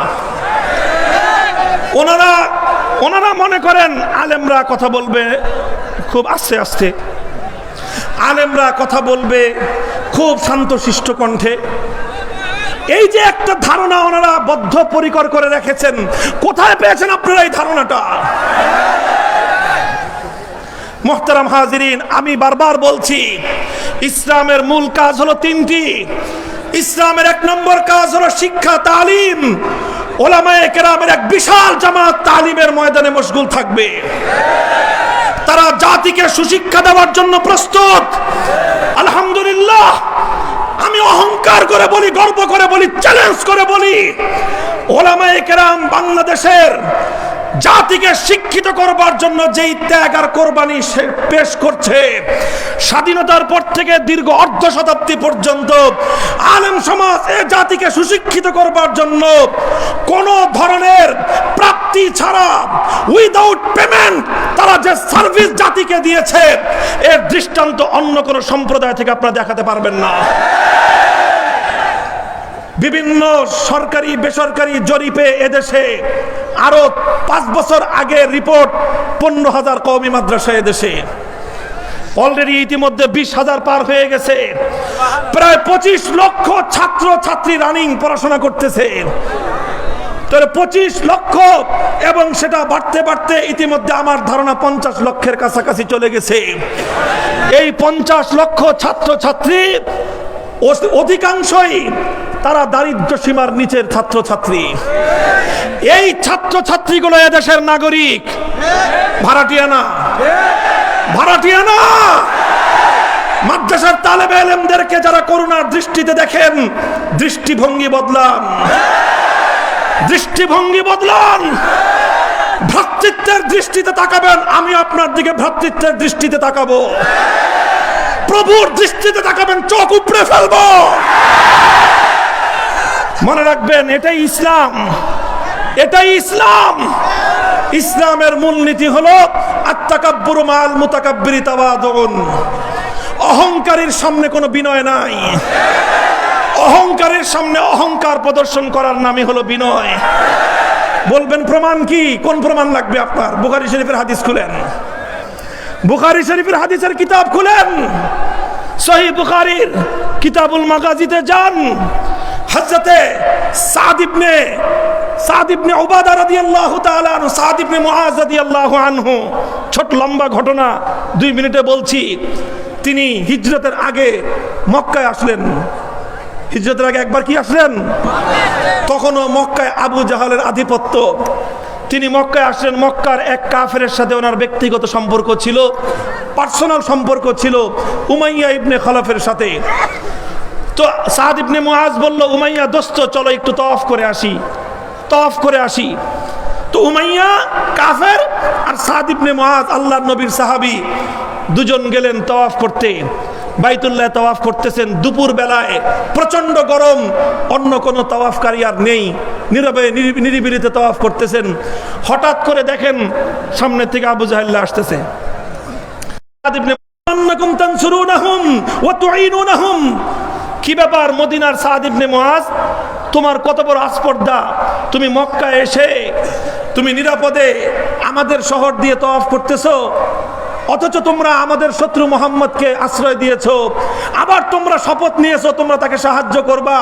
আমাদের শত্রুকে আশ্রয় দিয়ে আমাদের বাড়িতে এসে তুমি এরকম বুক ফুলে হাঁটতেছো। যদি আজকে উমাইয়ার সাথে তুমি না থাকতা, তাহলে মক্কার মাটি থেকে জীবন নিয়ে ফিরতে পারতা না। থ্রেড দেয়, থ্রেড। আবু জাহাল থ্রেড দিল সাদ ইবনে মুআজকে, তিনি মদিনার সর্দার।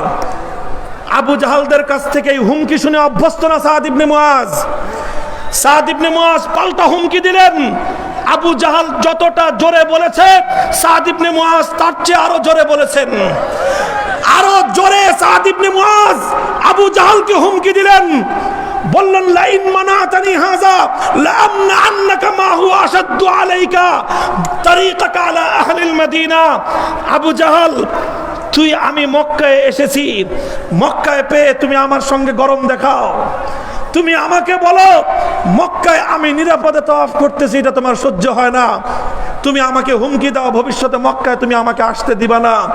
শুনে রেখো, শুনে রেখো আবু জাহাল, তুমি যদি আমাকে মক্কায় আসতে বাধা দাও, আমি তোমাকে এমন এক জায়গায় বাধা দিব যেটা তোমার জন্য এর চেয়ে আর অনেক বড় কঠিন হয়ে দাঁড়াবে। সেটা কি? তারিকাকা আলা আহলিল মদিনা।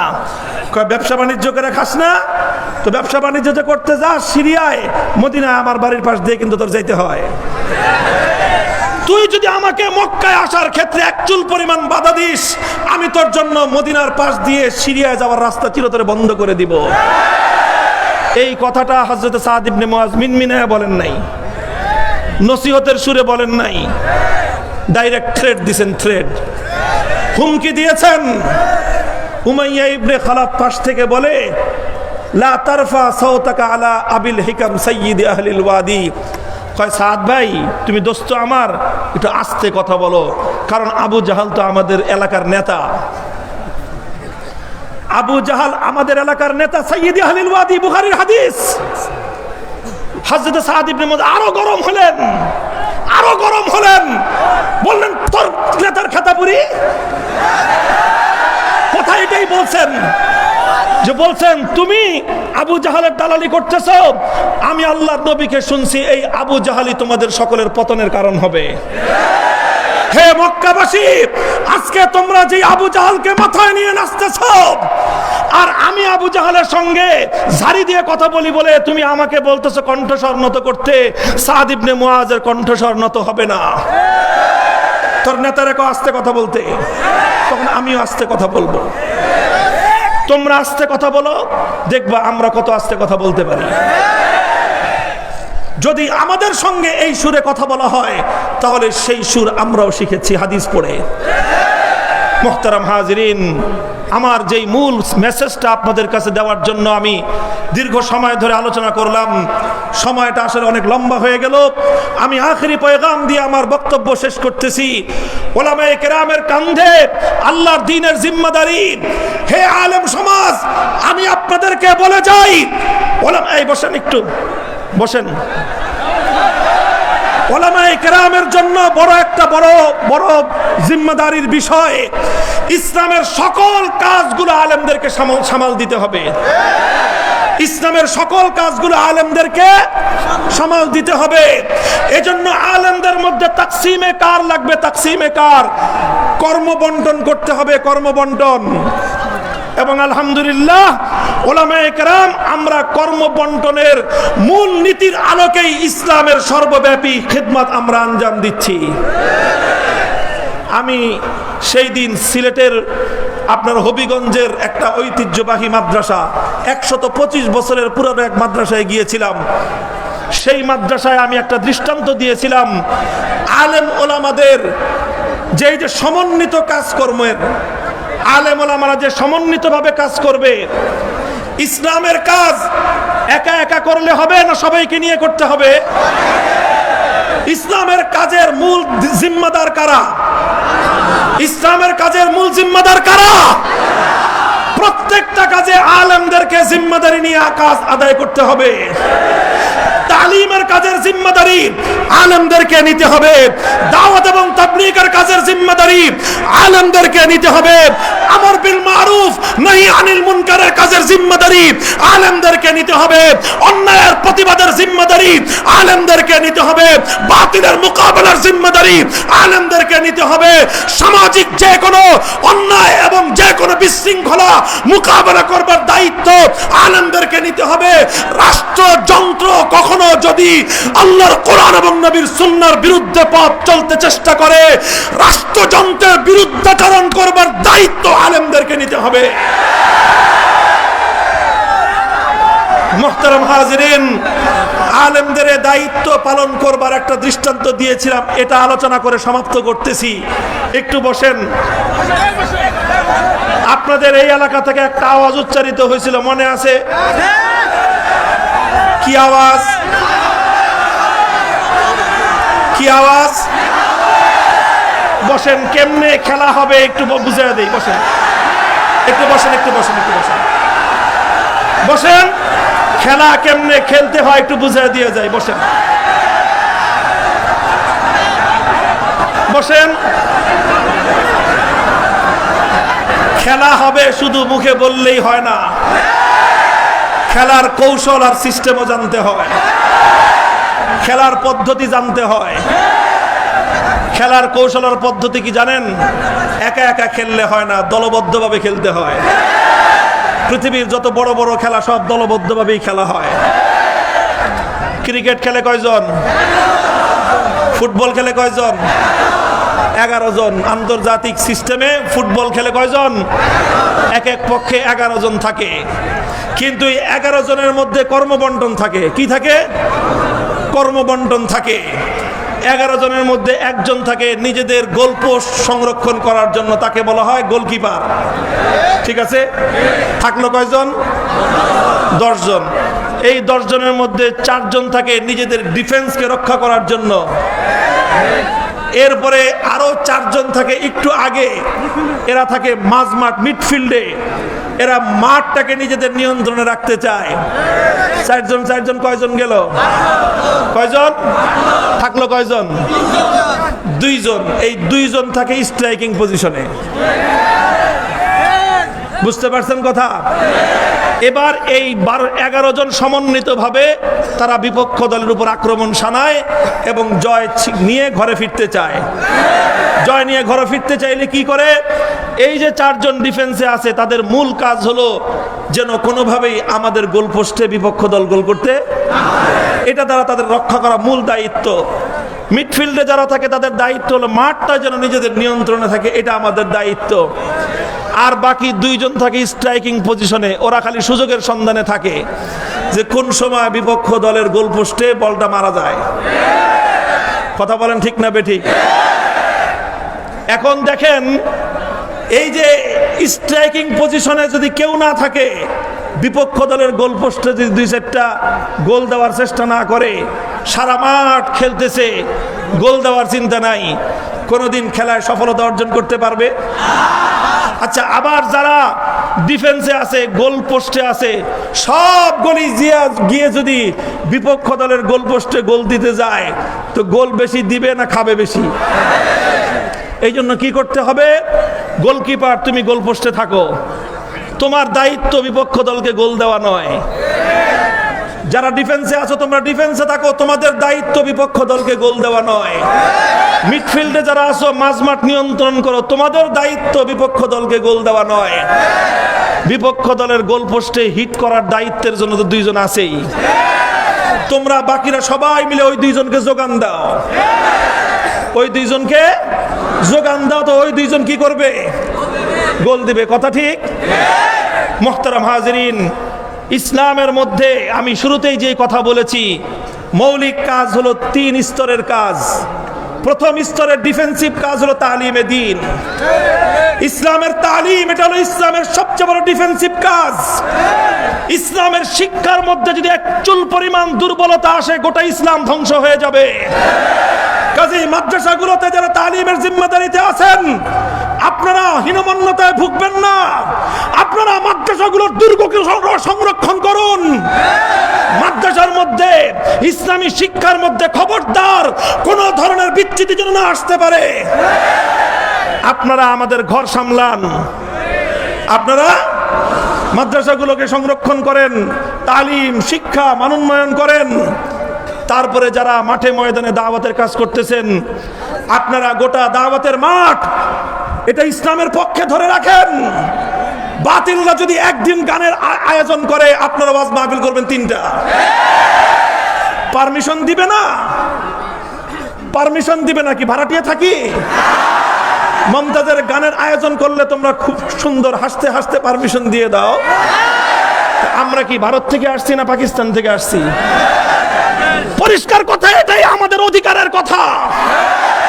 শান্তি শৃঙ্খলা দায়িত্বশীলতার সাথে মাহফিল করতে হবে। একটা গানের অনুষ্ঠান হবে, 3টা মাহফিল হবে। একটা সাংস্কৃতিক অনুষ্ঠানের নামে বেহায়াপনা হবে, 10টা মাহফিল হবে। যেখানে বেহায়াপনা, যেখানে অশ্লীলতা, যেখানে ইসলাম বিদ্বেষী কর্মকাণ্ড, যেখানে খোদাদ্রোহিতা, সেখানে ব্যাপকভাবে ইসলামের আওয়াজ প্রচার করবেন। মসজিদে মসজিদে দাওয়াতের মেহনত নিয়ে, তাবলীগের মেহনত নিয়ে উলামায়ে কেরাম সহ জামাত যাবেন। এভাবে দাওয়াতের মাধ্যমে যত ধরনের দাওয়াত হতে পারে, দাওয়াত এবং তাবলীগের প্রচলিত যে মেহনত কাকরাইল থেকে, ওই মেহনতের মাধ্যমে, তারপরে অমুসলিমদের কাছে ইসলামের সুশীতল বাণী পৌঁছে দেওয়ার জন্য আরেক মেহনত, অমুসলিমদের কাছে ইসলামের বাণী পৌঁছে দেওয়ার সেই দাওয়াত, এরপরে সামগ্রিক মুসলমানদের কাছে ওয়াজের মাধ্যমে, মাহফিলের মাধ্যমে, সেমিনারের মাধ্যমে, আলোচনার মাধ্যমে দাওয়াতের কথাগুলো পৌঁছে দেওয়ার মাধ্যমে গোটা ময়দানকে ইসলামের সপক্ষে নিয়ন্ত্রণে রাখতে হবে। আর আমাদের মতো 2-4 জনের ছেড়ে দেন। যেখানেই যখনই দেখবো আল্লাহর কোরআনের বিরুদ্ধাচরণ হয়, যখনই দেখবো ইসলামের কোন মানহানি ঘটে, যখনই দেখবো তাওহীদি চেতনাকে ভুলণ্ঠিত করবার চেষ্টা করা হয়, সেখানে কারো পরোয়া না করে আক্রমণাত্মক ভাষায় কথা বলবো।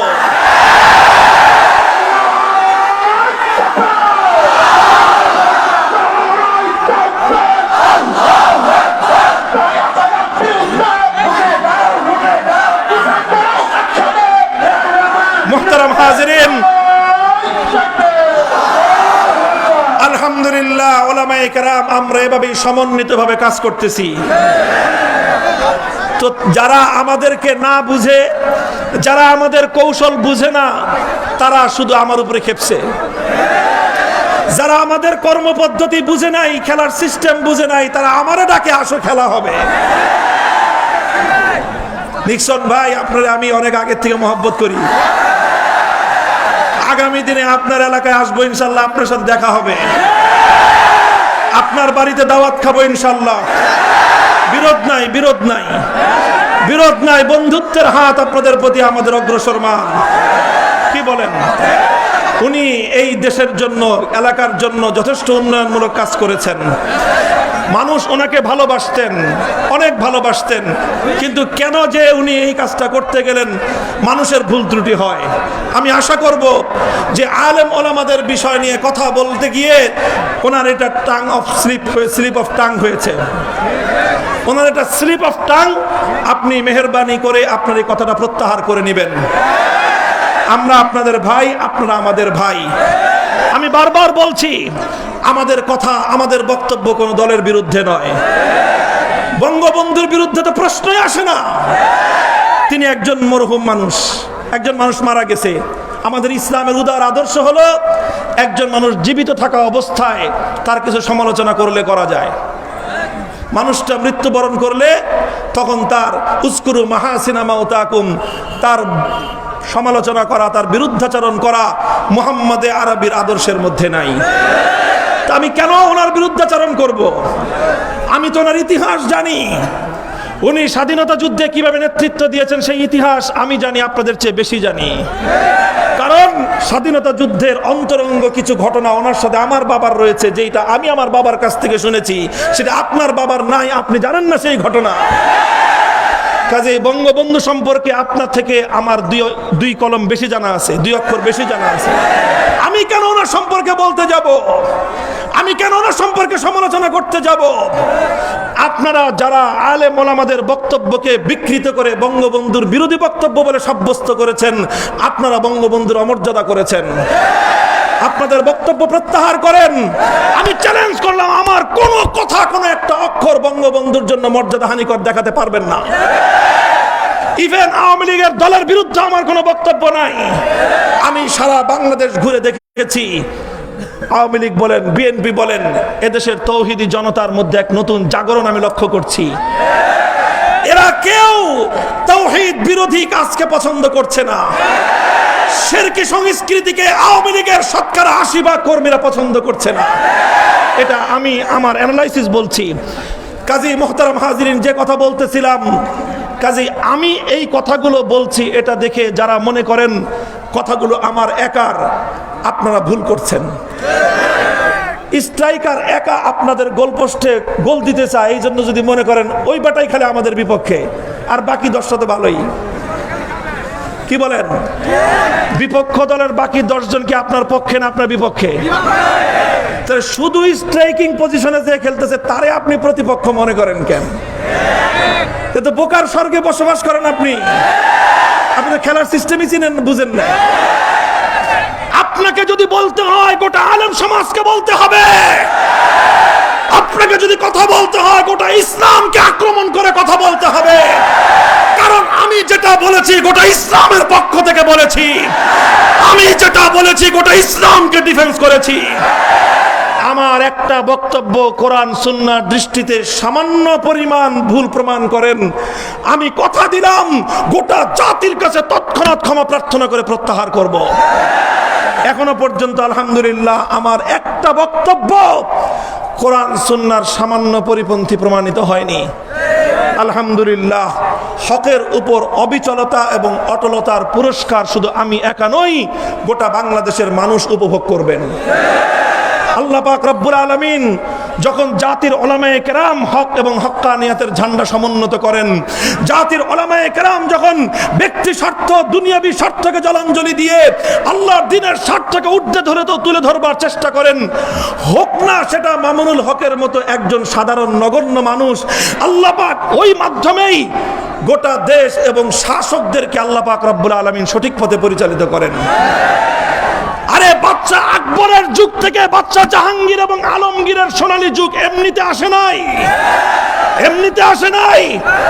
বাচ্চা আকবর কত বড় বদ্দিন ছিল, কত বড় বদ্দিন। সে ইসলামকে ধ্বংস করার জন্য নতুন ধর্ম প্রণয়ন করেছিল। কথা ঠিক? 50 বছর মেহনত করেছিল ইসলামকে ধ্বংস করার জন্য। কে? কথা বলেন কে? আকবর দ্য গ্রেট। আর সেই আকবরের ছেলে হলো জাহাঙ্গীর, জাহাঙ্গীরের ছেলে হলো আলমগীর। আলমগীরের জীবন পড়েন, গোটা জীবনের 60 বছরের ক্ষমতার মসনদে বসে একদিন তাহাজ্জুদের নামাজ কাজা হয় নাই। বাচ্চা আলমগীর কে? বাচ্চা আলমগীর যিনি তার জমানার সবচেয়ে লিখিত বড় ফতোয়ার কিতাব ফতোয়া আলমগীরিয়া, যার নেতৃত্বে লিপিবদ্ধ হয়েছে, গোটা দেশের সমস্ত আলেমরা এসে মতামত দিতেন, চূড়ান্ত সিদ্ধান্ত বাদশাহ আলমগীর দিতেন। এই যে বাদশাহ আকবর যে ইসলামকে ধ্বংস করার জন্য দ্বীন এলাহি করলো, আর আকবরের নাতি আলমগীর তাহাজ্জুদের নামাজ কাজা হয় না, জমানার সবচেয়ে বড় বুজুর্গ। এমনিতেই হয়েছে? এমনিতেই? এমনি হয় নাই। আকাশ থেকে বৃষ্টির মতো টপ করে পড়ে নাই, জমিন থেকে গাছের মতো মাটি ফুঁড়েও বের হয় নাই। এই আকবর থেকে আলমগীর পর্যন্ত এই ইনকিলাব আর এই পরিবর্তনের পিছনে একজন মুজাদ্দিদ আল-ফিসানির ত্যাগ, কোরবানি আর সাধনার অবদান ছিল। হে আলেম সমাজ, আমি আপনাদেরকে বলবো, ওলামা পরিষদের মঞ্চে বসে আপনারা আসুন, আমরা সবাই দুর্বল, আমাদের মাঝে মুফতি আমিনী নাই আর আসবেন না, আমাদের মাঝে শাইখুল ইসলাম আহমদ শফি নাই আর তিনি আসবেন না, আমাদের মাঝে শাইখুল হাদিস আল্লামা আজিজুল হক নাই আর আসবেন না, আমাদের মাঝে হাফিজ হুজুর দ্বিতীয়বার ফিরে আসবেন না, শামসুল হক ফরিদপুরি আবার আমাদের মাঝে ফিরে আসবেন না। আমাদেরকেই তাদের সেই অসম্পূর্ণ দায়িত্ব, তাদের সেই জিম্মাদারি আমাদেরকে কাঁধে তুলে নিতে হবে। বলবেন আমরা তো তাদের মতো অত মহৎ নই, আমরা তো তাদের মতো অত যোগ্য নই, আমরা তো তাদের মতো অত বড় মুখলিস এবং আল্লাহওয়ালা নই। আমি আপনাদেরকে আশ্বাসের বাণী শোনাতে চাই, আল্লাহ পাক আমাদের কাছ থেকে অত বড় পরীক্ষা নেবেন না। আমরা যেরকম দুর্বল, আমাদের পরীক্ষা আল্লাহ দুর্বল করবেন। আমাদের কাছ থেকে শুধু আল্লাহ পাক একটা জিনিস দেখতে চান, হে আলেম সমাজ, তোমরা খবরদার কোনোদিন তোমাদের ব্যক্তিগত স্বার্থকে কোনোদিন ইসলামের স্বার্থের চেয়ে বড় করে দেখবা না। নিজেরা একটু হালুয়া রুটি পেয়ে সত্য কথা থেকে পিছু হটে যাবা, এটা করবা না। একটা নমিনেশন, একটা সিট পাবা, এমপি হবা, মন্ত্রী হওয়ার লালসার কারণে তুমি হক কথা থেকে পিছপা হয়ে যাবা, আল্লাহ পাকের গজব নামবে শুধু তোমার উপর নয়, গোটা জাতির উপর। আর কিছু আলেম তৈরি হও, আলেমরা তৈরি হও। আমাদের ব্যক্তিগত দুনিয়ার টাকা পয়সার স্বার্থের দরকার নাই, আমাদের ব্যক্তিগত দুনিয়াতে কারো তোয়াক্কা পাওয়ার দরকার নাই, ব্যক্তিগত হালুয়া রুটি পাওয়ার দরকার নাই, ব্যক্তিগত এমপিগিরি মন্ত্রীগিরি পাওয়ার দরকার নাই। আমাদের একটা জিনিস পাওয়ার দরকার, সেটা হলো আল্লাহর দ্বীনের ঝান্ডাকে সমুন্নত করা। আমরা যখন হকের পথে ইখলাসের সাথে এক আল্লাহকে রাজি খুশি করবার জন্য আমরা হকের পথে হকের ঝান্ডা নিয়ে সামনে অগ্রসর হব, হেদায়েতের মালিক কে? আল্লাহ পাক হেদায়েত নসিব করবেন ইনশাআল্লাহ। শিরকি সংস্কৃতি বাংলাদেশ থেকে আর সামনে অগ্রসর হবে না, শুধুমাত্র পিছু হটবে, শুধু পিছু হটবে ইনশাআল্লাহ। আল্লাহ পাক রব্বুল আলামিন যদি শাসক বর্গকে সঠিক বুঝদান করেন, তাহলে শাসকদের দ্বারা অনেক বড় বড় কল্যাণের কাজ হওয়া সম্ভব। শাসকরা সঠিক পথে আসবে ওলামায়ে কেরাম যদি তাদের কাছে দ্বীনকে বিক্রি না করে। ওলামায়ে কেরাম দ্বীন বিক্রি না করলে আল্লাহ পাক রব্বুল আলামিন সমাজের অন্যান্য শ্রেণী এবং পেশার মানুষদেরকে আল্লাহ দ্বীনের হেদায়েত নসিব করবেন। আল্লাহ পাক আমাদেরকে কবুল করুন, তৌফিক দান করুন। ইনশাআল্লাহ হকের পথে আছেন তো? আর যে দৃষ্টান্ত দিলাম, সবাই মঞ্চে এসে মামুনুল হকের মতো এরকম গরম গরম কথা বলতে যায় না। এটা আপনাদের প্রতি আমার নসিহত, এটা আপনাদের প্রতি আমার বিশেষ অনুরোধ। একটু বসেন। যারা তালিমের ময়দানে কাজ করেন তারা নম্রভাবে নিজেদের ঘরগুলো সামলান। যারা দাওয়াত এবং তাবলীগের ময়দানে কাজ করেন তারা নমনীয়তার সাথে দাওয়াতের কাজ করেন। আর আমরা দু চারজন যারা অন্যায়ের প্রতিবাদ করি, আমাদেরকে আমাদের কথাগুলো বলতে দেন ইনশাআল্লাহ। রাজি আছেন তো ইনশাআল্লাহ? এই উলামায়ে কেরামের সাথে আছেন তো? দ্বীনের প্রত্যেকটা ময়দানে আলেমদের নেতৃত্বে কাজ করবেন তো?